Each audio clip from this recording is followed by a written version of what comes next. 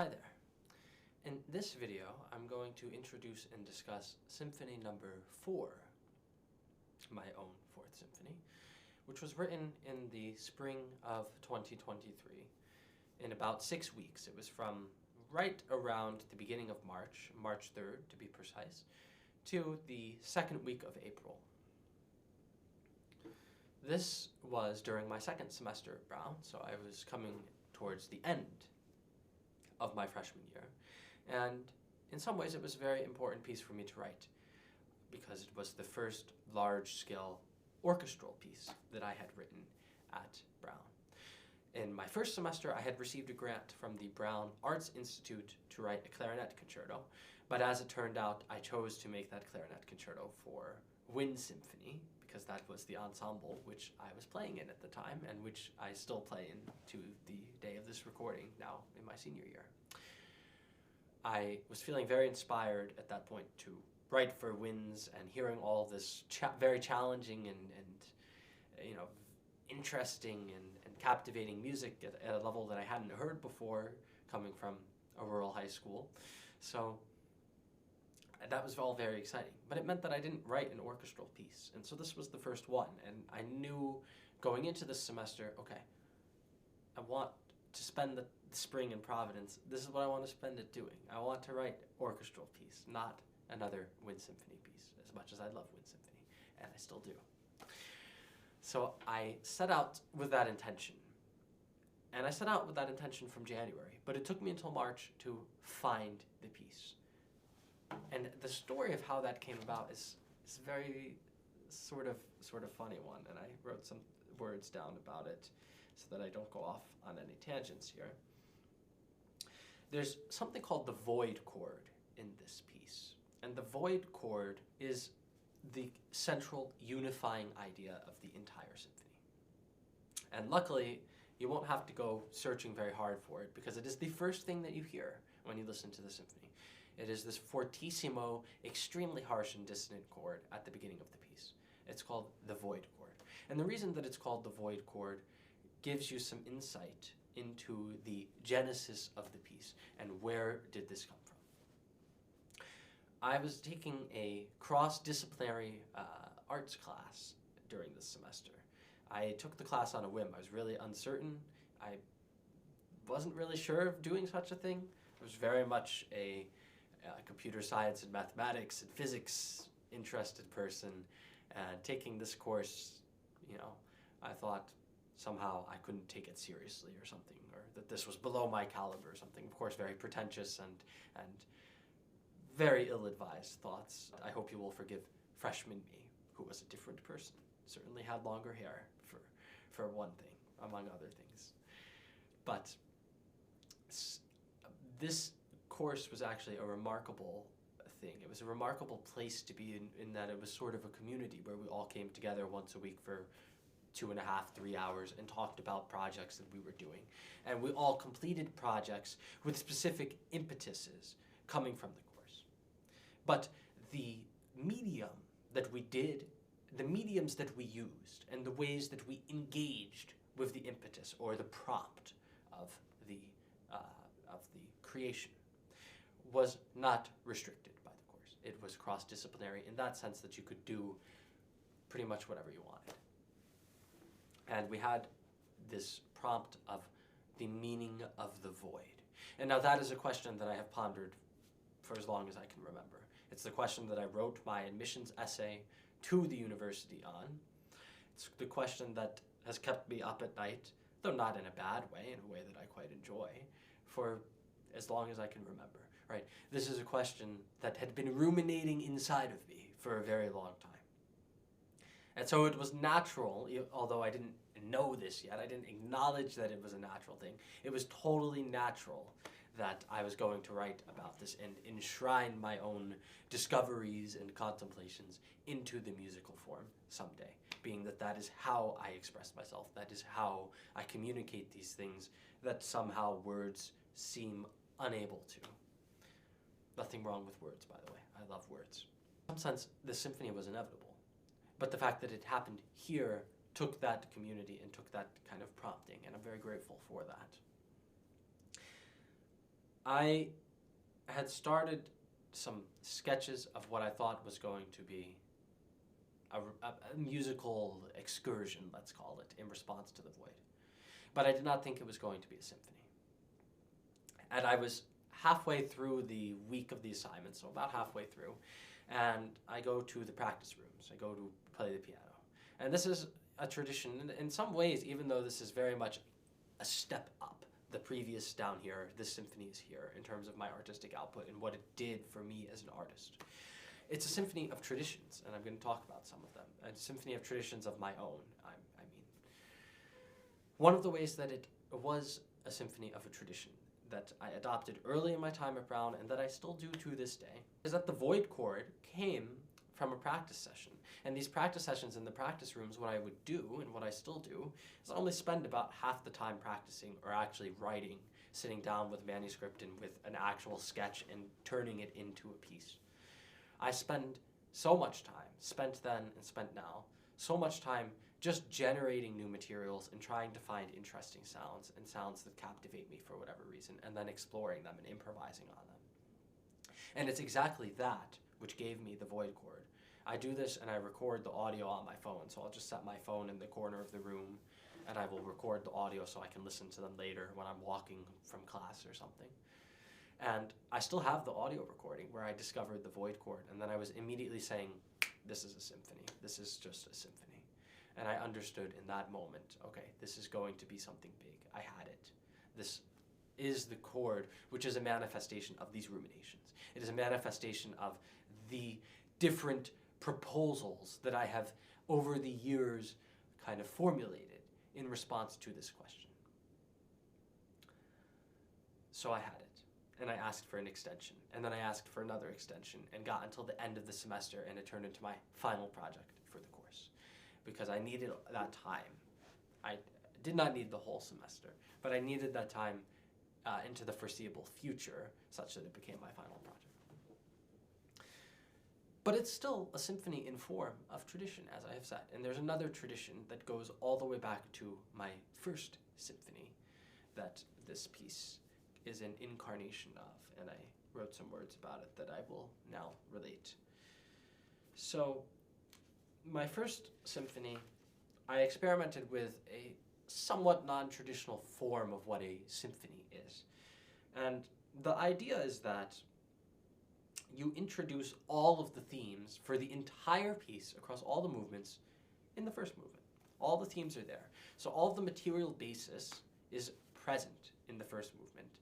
But there is one theme of emphasis, and you can think of this as the unifying theme of the symphony. Now, not all symphonies are constructed like this. If you take maybe the most famous symphony, Beethoven's Fifth Symphony, that amazing motif, da da da da, right, doesn't come back later. Now, those who have only listened to the first few minutes of the symphony won't know this, but this motif doesn't come back in the fourth movement.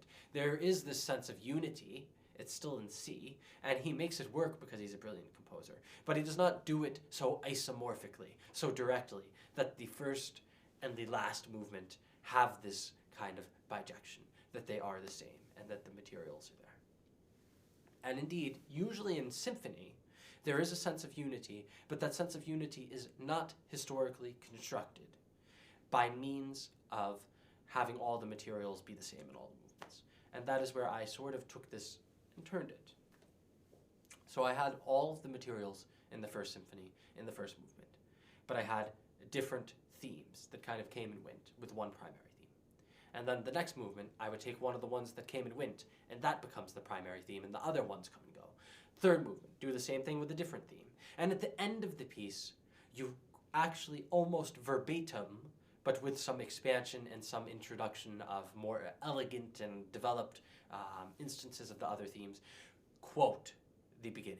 You come back full circle. You develop and finalize that sense of unity with the initial theme for the first time coming back in that strength. That is almost exactly what this fourth symphony does. It's almost exactly the same. It is very much a repetition of that form, but in a much more refined sense than I could have done as a high schooler at the age of 16 with the first symphony. So, in that sense, the symphony goes all the way back to that piece. but yet it is very distinct, and it was a major achievement for me to write this, as I said, kind of very much an artistic expansion in scope. The first movement opens with the void chord, and it is loud, and it is harsh, and there are these crazy, crazy bass lines, and all the instruments kind of walking up, not in a jazzy sense, but in a more frantic sense. And after about a minute, we've kind of settled into the movement. But what this movement does as well is it tries to illustrate absurdity and the idea of the absurdism of the void, an idea and a lineage of thinking that has influenced me since I was in high school when I first read Camus. And it does that by juxtaposing very kind of serious in intent and solemn and more stereotypical and melancholic music with very densely satirical and sardonic music that very, very, very explicitly pokes fun at other musical forms and is outright outrageous. This was the first time I'd ever attempted something like this in music, and in any sense, really, not just in the sense of juxtaposition, but just in the principle of doing such a thing. I had never tried to do it before. And then this symphony, I found the courage to do it. And I found the courage to do it in the first bar with the void chord. And it worked. I took that and I ran with it. So about 2/3 of the way through the symphony, there's a moment where we kind of diminuendo to this sustained chord. I believe the clarinet's the primary voice. And then suddenly, boom, it explodes, and all the instruments are doing these frantic runs. And it builds into this thing where suddenly the strings have a very classical-esque melody, almost like something from Haydn or Vivaldi. And then the whole rest of the orchestra has an extremely dissonant, not the void chord, but an extremely dissonant chord that uses most of the 12 notes, if not all of them. I would have to check, but it's most of them. And from there we go back into variations on what actually becomes the third theme, the theme of the third movement in a faster waltz. The first movement is the longest movement, and in some ways it's the emotional core of the piece. But I feel that in this case, which is in contrast to the Fifth Symphony, which I have also recorded a video on today, I feel that the recapitulation in the third movement, in which the ideas and the development of the void chord and the surrounding thematic materials comes back, is very much the climactic and emotional moment of the piece. But the first movement is the most extensive. The second movement is slow, and the second movement is a reflection on a uncertainty theme that comes up in the first movement, and it comes up again in the third movement, but it is quite deliberated on. The uncertainty theme is almost a counter melody in the instance where it comes up in the first movement. It's not really the focus, but it is something interesting going on, and your ear will notice it there. But it had the potential to be developed into an entire movement. I think my subconscious was formulating according to that plan of the First Symphony, where we do this sort of structure. But I didn't realize it at the time. All I realized at the time was I had this counter melody at this point, and then I kind of referred back to it throughout that movement, but I never developed it. I never gave it, 10 minutes of music. And so I do that in the second movement. And the second movement is more straightforward in form than the first otherwise. It's not so through composed. There is kind of a rough ABA form. It's rough, it's not exact. I don't like exactness. Precision's boring. The third movement is fast, and the third movement is a return and even greater indulgence in sarcasm. There is the waltz here, and there are many elements of sarcasm. There are these ridiculous string parts that are kind of like waves that go against each other in the violins. There are very brief percussive interludes where it sounds like there's suddenly a military march happening, and then that fades away in an instant. And after all of this deliberation, the void chord finally returns in an exact quotation of the first movement, just at a slightly higher tempo. And from there we develop until we explode. But even after that explosion, the piece is not done. And there's this kind of raindrops of insane intervals of pizzicato notes as we go back to the main theme of the third movement, but with some added weight. And this erupts into a chorale at the end of the movement. Finally, there's some seriousness here. After all of the sarcasm, there's this chorale, this beautifully harmonic and simple statement. And this sort of unifies us and puts us into something where, for once, we have some tonal figure that we can follow. There is some key, because the void chord implies none. So it is almost as if we have accepted this absurdism, and accepted what, instead of it being an emanation of despair, we have accepted what it could provide for us. And from this chorale, we move into the main theme of the entire symphony, the main theme of the first movement, in a very different light. We started loud, now we're soft, but we're very soft and beautiful. And we have this rising figure that is the main theme of the entire symphony. But now it's being played piano, and it is being played with very tonal harmony, as opposed to chaotic and neotonal or totally ambiguous harmony, as in pretty much every preceding instance. And from there, we just get to a delightful outro, and we have made it. We have reigned victorious over the void, and yet our triumph is not a loud one. It is one of those calming ones, as if we have lived happily ever after, and we're kind of just now sailing away on a peaceful ride through the rest of time. That is what this symphony implies. It was a very special piece to work on, and one that I greatly love. It is a piece that was so important for me to write. It was such an expansion in scope of the things that I realized I could do as an artist, and the expressive capability that I realized I had from finding this chord, and from it kind of demonstrating to myself that I could introduce and juxtapose and develop and do all of these things. And so I hope you sincerely enjoy the fourth